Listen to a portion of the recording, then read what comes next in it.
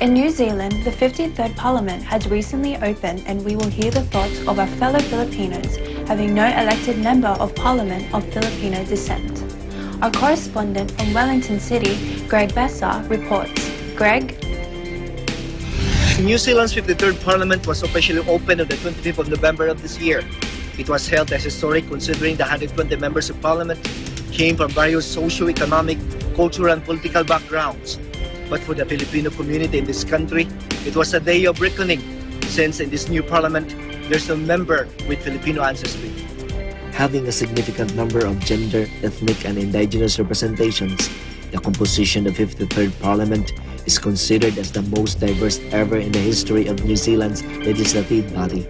However, despite the wide-ranging inclusiveness of the new Parliament, the strong and growing population of Filipino community in New Zealand expressed their frustration and dismay due to the inclusion of a member of Parliament with Filipino background, unlike the previous Parliament where Paulo Garcia, the first member of Parliament of Filipino descent, was a part of. We are on one hand very proud that we had 4 Filipino Kiwi candidates running for office.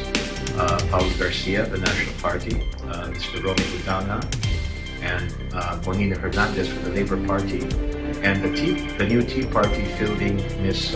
Willa Bernardo, Filipino MP. But what we can say, and what the embassy has been saying, is that we are encouraging Filipino Kiwis to register to vote, and to join a political party according to your convictions and be very active in that party. Very disheartening to see that there's no MP of Filipino descent in the upcoming parliament.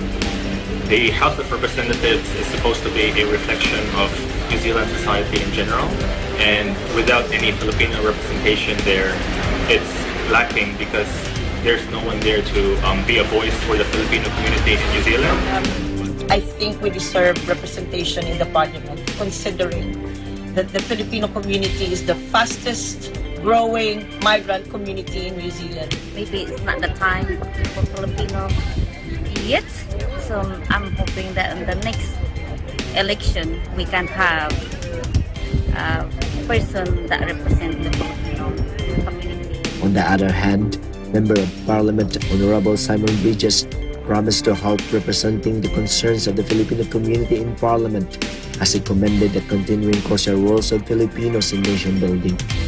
Other than working with Paulo Garcia during the last Parliament, he also took pride of his 2 visits to the Philippines, recent of which was in January 2019, together with other members of the previous Parliament. That I don't have my friend and colleague Paulo Garcia, but of course I'm back as Member of Parliament for Tauranga. There's a lot to look forward to this term in Parliament. I'm looking forward to working hard for the people of Tauranga. I want to keep my commitment and my friendship with Pinoys around New Zealand and be a good representative in Paulo's. The election will be held 3 years from now. It will give enough time for the Filipino community to plan on what to do so as to ensure of having a member or members of their own in the next Parliament. Reporting for the Eagle News New Zealand Bureau, this is Gregguil Basa. We live in interesting times. Thank you, Greg, for that update from New Zealand.